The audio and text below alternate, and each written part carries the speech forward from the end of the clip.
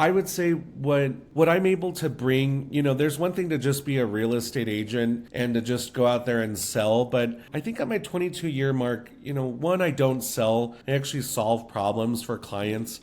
Selling is just it's such a transactional, soulless word. And so, I think that in the past couple years, especially pre-pandemic, we saw a huge wave of people, lured into the industry by, shows like Selling Sunset and Sirhant and, The Real Housewife, and I think that real estate's almost been like commoditized. Like there's a sense of like it's lost its soul, I think, on a surface level. But 22 years into it, I don't kid myself or fool myself into thinking that it's just a sale or a deal. Like these are real people that we're working with. These are human beings. They're the Alexes of the world with 2 kids, right? A 3-year-old and a 2-month-old. Like, so there's so much more that goes into it, into, like processes and steps. And ultimately my job is not to sell. It's not to push a listing or what. My job is to help the Alexes of the world go from the life they have to the life they want.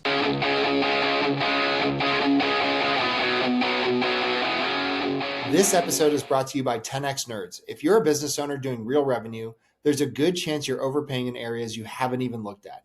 Things like credit card processing, insurance, telecom, and more. 10X Nerds comes in, audits your expenses across 30 plus categories, and finds immediate savings. And here's the kicker. They only get paid if they save you money. It's a complete no-brainer. If you want to keep more of what you make, go check them out at 10xnerds.com. This episode is brought to you by Rutkowski Law Firm. If you're a business owner or have built a level of wealth, but you don't have your estate plan dialed in, you're exposed.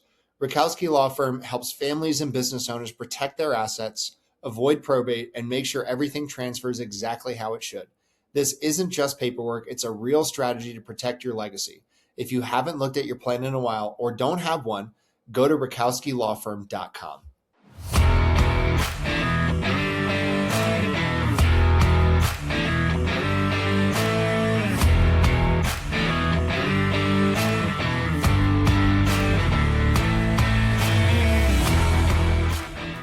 Hey guys, welcome back to another episode of the Builder's Bible podcast. Today, we're going to be covering a lot of key topics, the challenges, the pain points, growth, expansion, and many more. So stay tuned. I hope you enjoy it.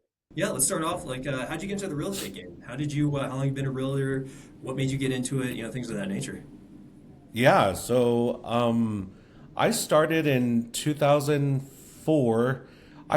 I had just graduated high school in 2003, and then that one year it kind of was like, in and out, and maybe taking a couple of classes at after high school, and I kind of was like, I knew what I wanted to do.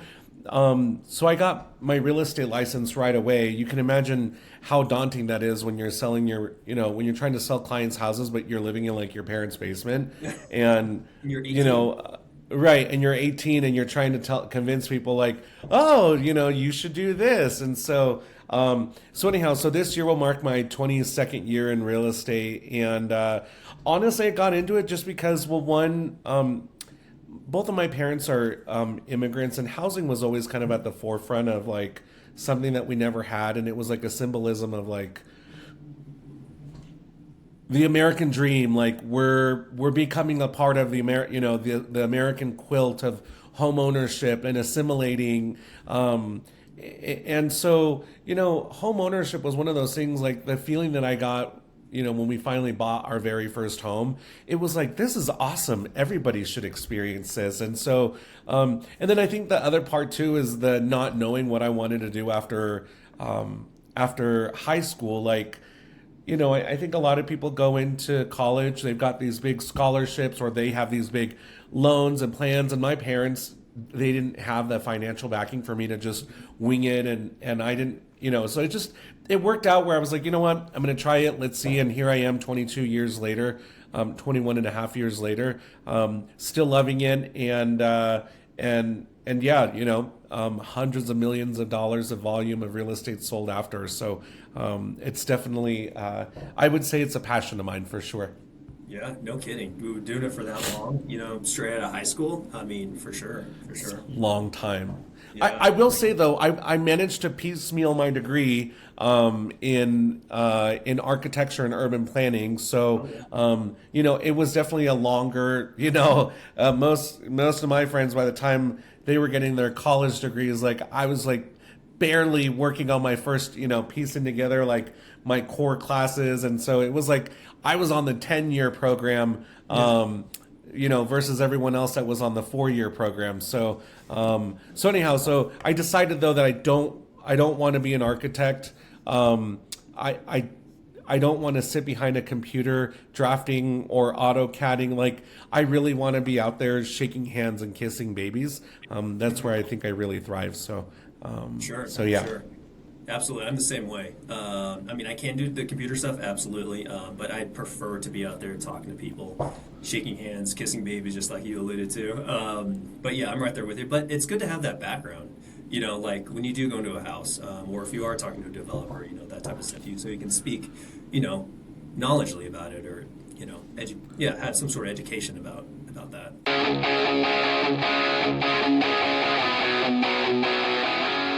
This episode is brought to you by my friend Silas Lagoy over at ForgeMark Wealth. If you're a high-income business owner or professional and feel like you're getting crushed by taxes, you're not alone. And more importantly, you're not stuck. ForgeMark Wealth specializes in advanced legal tax strategies and wealth planning designed to help you keep more of what you make, grow it efficiently, and actually build long-term freedom, not just income. If you're making serious money but don't have a real strategy behind it yet, I highly recommend connecting with Silas and his team. What's up, everybody? This episode is sponsored by Exitwise. If you're a business owner thinking about selling your company, whether that's now or years down the road, you need to know what your business is actually worth and how to maximize that exit. That's exactly what Exitwise does. They help you prepare, position, and ultimately sell your business by assembling a world-class team of M&A experts around you, guiding you from valuation all the way through closing. If you want to know what your business is really worth and how to increase that number before you sell, go check out exitwise.com and get ahead of it. I would say after 22 years, Alex, like, I would say I'm not going to say having mastered it, but, at the 22-year mark, I can reflect and look back. And I would say what I'm able to bring, there's one thing to just be a real estate agent and to just go out there and sell. But I think at my 22-year mark, one, I don't sell. I actually solve problems for clients. Selling is just such a, it's such a transactional, soulless word. And so, I think that in the past couple of years, especially pre-pandemic, we saw a huge wave of people, lured into the industry by, shows like Selling Sunset and Sirhant and, the Real Housewife, and I think that real estate's almost been like commoditized. Like there's this sense of like it's lost its soul, I think, on a surface level. But 22 years into it, I don't kid myself or fool myself into thinking that it's just a sale or a deal. Like these are real people that we're working with. These are human beings. They're the Alexes of the world with 2 kids, right? A 3-year-old and a 2-month-old. Like, so there's so much more that goes into it, into, like processes and steps, and ultimately my job, and I'll say this, my job is not to sell. It's not to, push a listing or what. My job is to help the Alexes of the world go from the life they have to the life they want, right? And what you want is going to be totally different than what I want or what Bob want or what Jane or Jamie, or, you know what I mean? So with that being said, that's kind of like been my overall arching mantra my whole career is, Dyllan, you don't sell, you help people go from the life they have to the life that they want. Not what I want, not what the TV says, it's what you want, right? So so that's how I guide myself. Okay. Yeah, in a way you're kind of like a matchmaker. Bingo. There you Yeah. go. And of course, like we try to matchmake as best as possible, but like, I mean, life happens, Alex. I mean, I've seen everything from like, I get clients that call me 2 years later. They're like, oh my God, we're having triplets still in this house. This condo isn't going to work anymore. And I'm like, I know it's not. So let's go to the life that you want now. And then you get the, you see everything. not to go dark here, but like, I just, I sold a house to a client and I went to go visit them, and they were telling me that the people 2 doors down in the brownstone, that the guy 2 doors down or 3 doors down, like he just shot himself in front of his wife. And I'm like, oh my God, like they look like the perfect couple. And like, again, life happens. So I'm not God and I can't control, shy of controlling humans of what they do. But ultimately, like at that moment, in that snapshot of time, like I help them find their home. What they do afterwards, like then I have to come and deal, with whatever life throws at them, whether it's a new kid or the guy, offing himself, or, the job relocation. Another one that I have that's, Egypt, they're going to be consulting in Egypt. So now they have to sell and move. So it's, again, I'm just the train conductor. All aboard, we're moving, right?